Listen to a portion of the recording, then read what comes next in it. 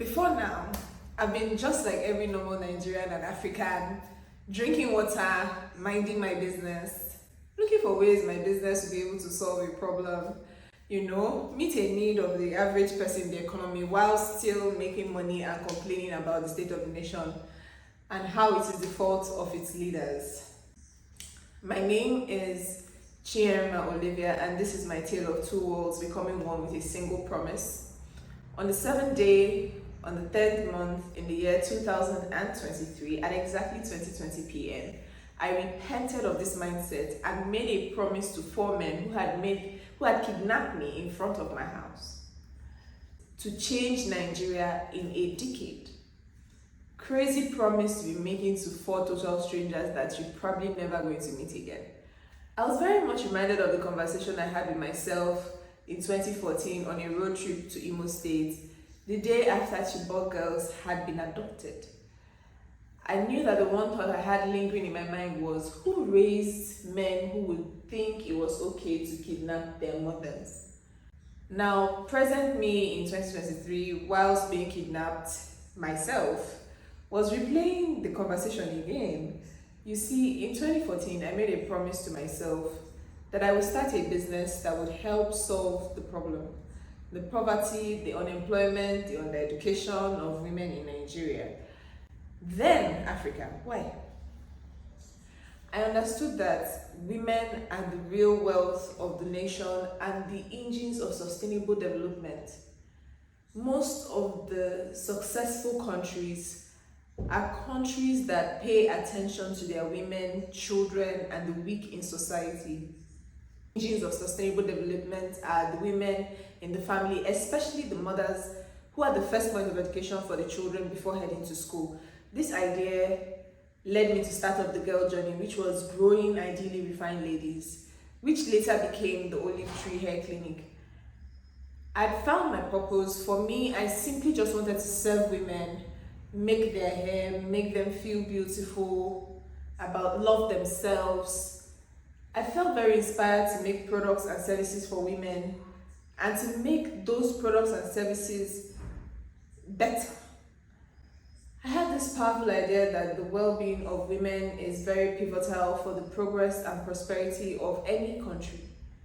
Somehow, I just knew that no man who had experienced the real and genuine love of a whole woman who was happy, safe, and secure in herself and future would ever think to kidnap a woman or any other person or harm any other human being. For a woman to give her best self to a growing child, she has to first become her best self. So that was my plan. Save the mothers, women at all economic levels, and then once I'm able to have done that, then I would have saved the nation. And my plan was three-pronged and very easy. Step one, created a space for women to find rest and relaxation.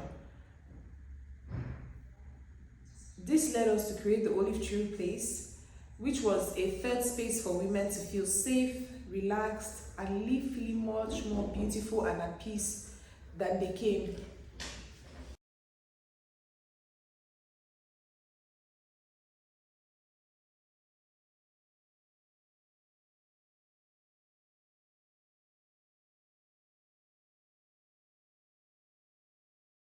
Step two, give skill to as many women as possible, which led us to begin the girl journey, which was the Pay to Learn initiative, where we found women with no jobs, but they had skills in hairdressing, and then we taught them the beauty business. We paid them every day to come in and learn the skill of hair care, hairstyling, and business management, to educate hairdressers who didn't have the privilege of formal education, business skills, life skills, and personal development skills. Step three, we set up the friendship bench, which was more like therapy, but as simple as just having tea with a friend, and sometimes even prayer after sharing a talk or two. We never met a client or a staff member in distress without grabbing a cup of tea and heading to the bench. But being a hairdresser was just not enough. Being a hairdresser wasn't going to save the next generation of African leaders. Being a hairdresser wasn't going to retool the minds of African mothers to enable them to give their best selves to their kids. Being a hairdresser wasn't going to let me show good leadership to people apart from the people in my immediate environment, but to the next generation in such a way that it mentored them to want to be better leaders themselves. Because leadership is simply the ability to make right decisions. We do not categorically need to be in a political office to be good leaders. And so when it is said that these are the future leaders of tomorrow, it means these are the people that will make the kind of decisions that will either better the country or make the country worse. I decided I was going to be an advocate for African women. There has to be a better way, I thought, a better way to care for women and serve women.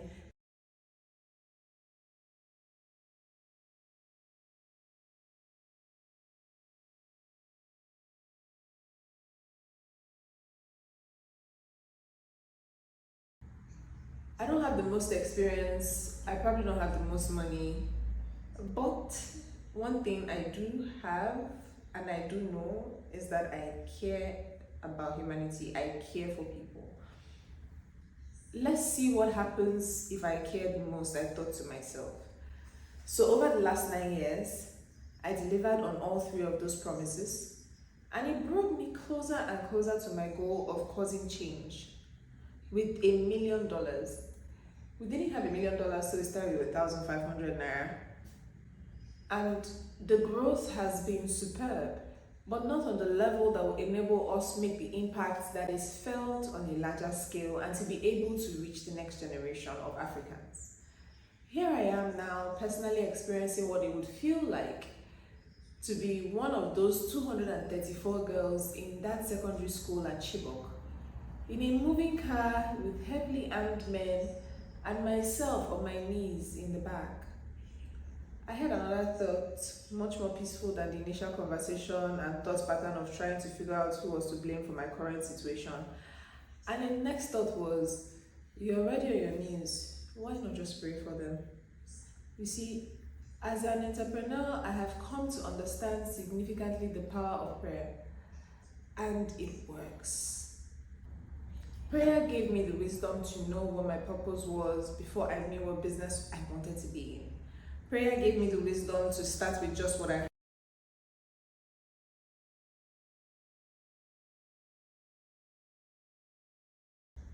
Prayer definitely gave me my guidance on entrepreneurship over the last decade. So praying that night in that car, being kidnapped, I got assured that I was going to be home in my bed, safe, without a scratch.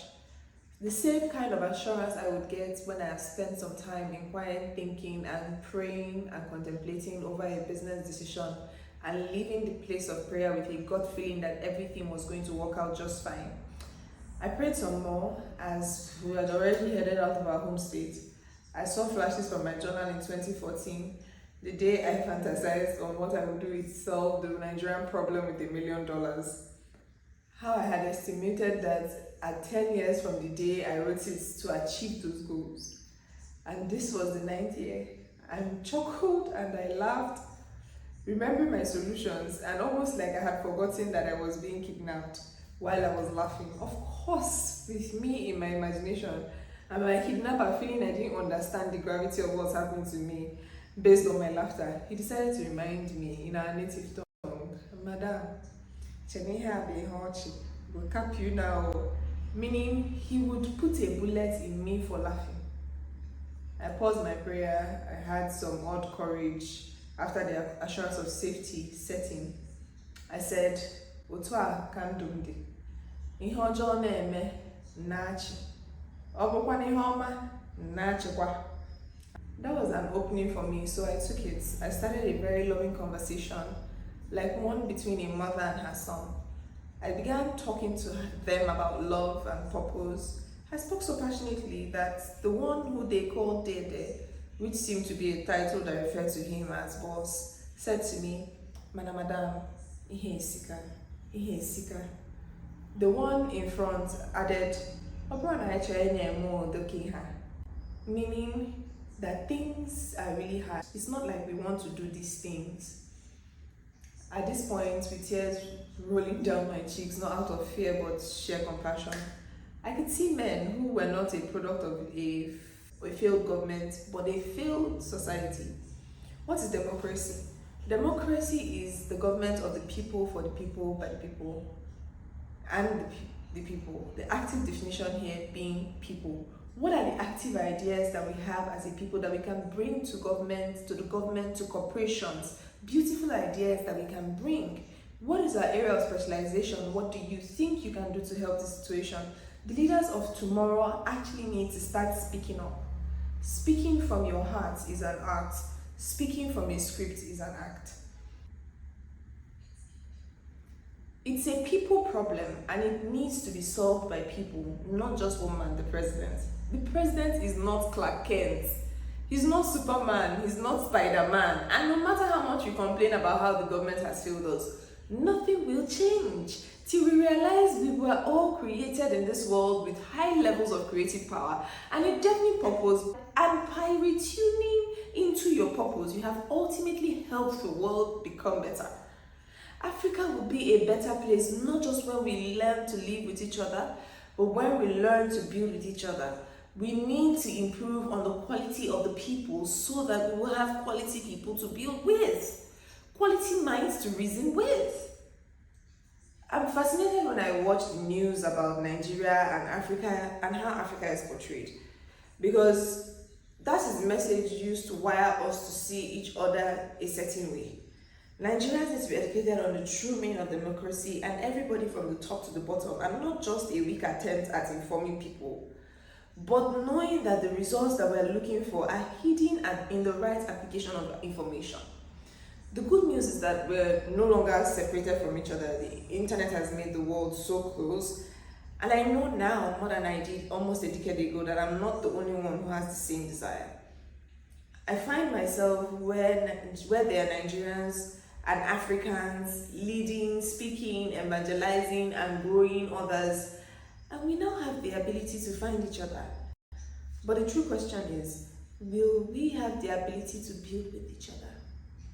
I am called to be a builder and a restorer, and I want to be used as a platform to build and launch businesses, people, and transgenerational wealth. I find it hard to believe that in this very abundant world that anybody was born to be poor. I don't know about you, but I would love a world slightly different from the one that I grew up in. Building a generation that in 60 years' time, our children can reference us and say we did it right. The era of demographics is gone. We're in an era of psychographics. Now more than ever, we are connected in how we think about the world and not just how we are in the world. I spoke to these men who were kidnapping me about my first-hand experience of poverty and how I made a decision and a choice that led me down the path that I was on at the time. In my junior class in secondary school, I decided to learn a skill every year. I learned sewing, I learned shoemaking, I learned handbag making, I learned cooking, I learned oil extraction. I finally learned hairdressing, most of which was self-taught with the help of the internet and others. If I was told 10 years ago that my desire to serve women would bring me to a point that I'm in now with a successful salon of over 7 years and financial independence, I would hardly have believed it. I assured them that they were not born to be kidnappers, but just needed to search deep on the inside for what they were here for. And your purpose is really an intersection of 3 things. 1, what you love to do. What do you get joy from doing? What do you like to do? Number 2, what are you good at? Number 3, how do you serve the world and what breaks your heart the most? With tears welling in my eyes, I'm thinking of how these men who have wives and children at home were risking their lives on the highway at midnight. I asked Dede if I could bless each of them, to which he said yes, but he said keep it short.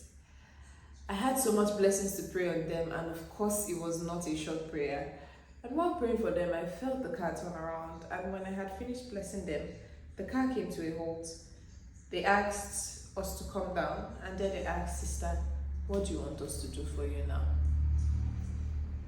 This was the first time he called me sister and said, "Now you are my sister, and I can't do anything to hurt you.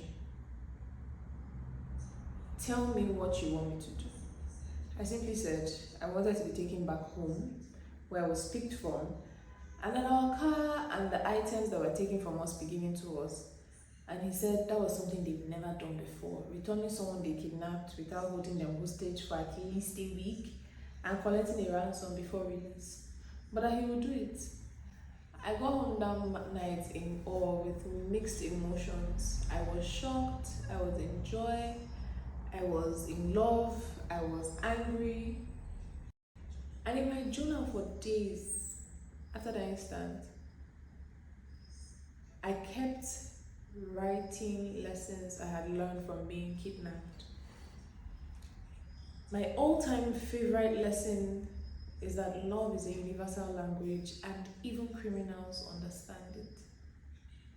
I made a promise to them after that day, and they promised to do what I asked. My promise was, I hear you when you say you don't want to be kidnappers and risk your lives the way you do. And I know that you are telling the truth. And I promise you that in 10 years, you would hear the name Chirema Olivia as one of Nigeria's change agents. I'm usually not one to make promises, but when I made this promise, I decided I was going to keep it. Especially if I had been kidnapped and released without any ransom, aside from making a promise to change Nigeria and make Nigeria better. And they took my word for it and promised to never forget ever meeting me. I tell the story now with an in-depth understanding of what it means to live to tell the tale, and gratitude of being alive to keep a promise that sounds almost impossible, but gave 4 men conditioned to be kidnappers hope for tomorrow. Because if these 4 men had great skill and could channel their energy differently, they definitely would not be kidnappers. What we need as a society and as a country depends on where we are in the history of the country.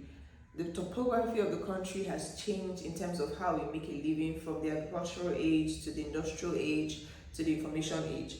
And people have had to retool themselves in order to keep up with times that they didn't choose. Now we have an era where people, our parents, send us to school because they train us to think a job. So if we get a good education and we come out, we're going to get a job. That was true some years ago and not in today's economy. The question then becomes, with our education and disappointments, how do we retool ourselves to be functional enough in today's 21st century? Beneath all that is going on, the major cry is for a lack of opportunity. And everyone keeps looking to the government to solve the problem. But the reality is, we should work together with the government to be the solution to the problem. We have smart, talented, bright, young people who can't find the opportunities. So rather than go get a job, I thought it was important to have the mindset shift of being a job, about hiring myself and creating opportunities for a lot of people that have been discredited by society.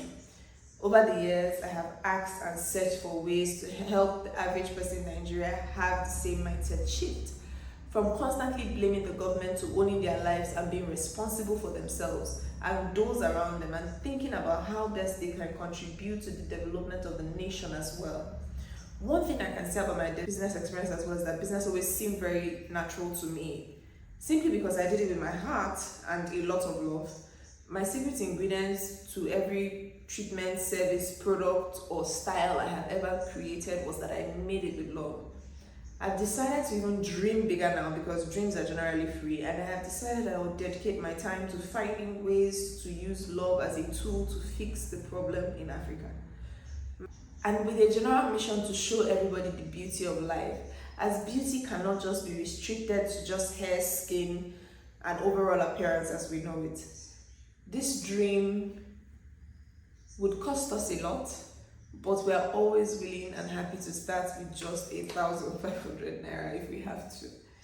The challenge for everyone seeing this is, if we can become a source of good, a true force of greatness, a patriotic flag-bearing citizen, a strong group of people who understand in the African context who Nigeria truly is, as a consequence of the absence of leadership, we will be the ones who are courageous men and women that understand how deep this is and take up leadership as individuals in our own immediate environments. There is no part of my story that should bring me here.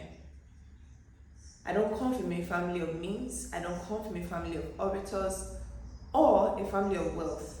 But this is for anybody like me who may be on the fence and thinking, do I have what it takes? I didn't go to school for this, I don't have experience, I don't have a ton of money. I hope you are tuning in and you're watching this and you're seeing me. And I become the example that you need to say, yes, I can. Because if we all become leaders who speak up, the world will be different and this bitter water of Mara might finally become sweet waters. The first time I began pursuing this dream was because 234 girls had been abducted, and I made a promise to myself and I worked very hard and I held myself accountable to that promise over the last 10 years. So in this next phase of my life, after being kidnapped myself and being released, I'm reminded of my promise, and now more than ever, I'm reminded of the urgency to go bigger and build with people, because this vision is much bigger than I am. And I know that there are people out there who are interested in building a Nigeria that is the Nigeria of our dreams, so that our children can be born into somewhere that is safe, secure, and financially stable. A Nigeria where men are righteous, a Nigeria where morals and values are esteemed, a Nigeria where work ethic are placed of value, a Nigeria where youths are not mentally lazy but assertive and willing to pursue their purpose, a Nigeria where the youngest person and the oldest person have the best of relationships, because there is love beyond everything and between everyone. And if you're one of these people and you want to be part of my journey, part of this journey, I would want to use this opportunity to ask you to either send me a mail, send me a DM, send me a text, call me, and I'll be inviting you for my virtual business shower online. I'm not married, I don't have kids, I'm very single. I haven't had any wedding, I haven't had kids, or a wedding where anybody could gift me anything, or push the baby where I could get a push present, or get naming ceremony or baby shower gifts. However, I do have a dream that I believe strongly in, and I have carried this dream for years. I believe in this dream, and I believe that this dream has been adequately nurtured, cared for, like anyone would nurture a marriage or a child. And with that being said, I believe that a business shower is something people should do to invite people who would want to walk with them on that dream, The same as inviting anybody for a dedication, child dedication, baby shower, wedding, birthday. So that's what I'm doing my business. I'm saying this is my personal brand, this is what I represent. And if in any way my values happen to attract or align or remind you of yourself or what you once dreamed of, I would say reach out to me on any of the platforms, social media, online, that you see below anywhere in this information, in these videos, and we can start something small to change Nigeria and make it a big change. And 10 years might seem like a long time, but I can't believe that I made a promise to myself 10 years ago in 2014 and I'm already in 2024. So why not just start now? Thank you for your time and listening to this amazing broadcast and sharing your space with me. Chiema signing out. Love you all. Peace, love and light. Bye.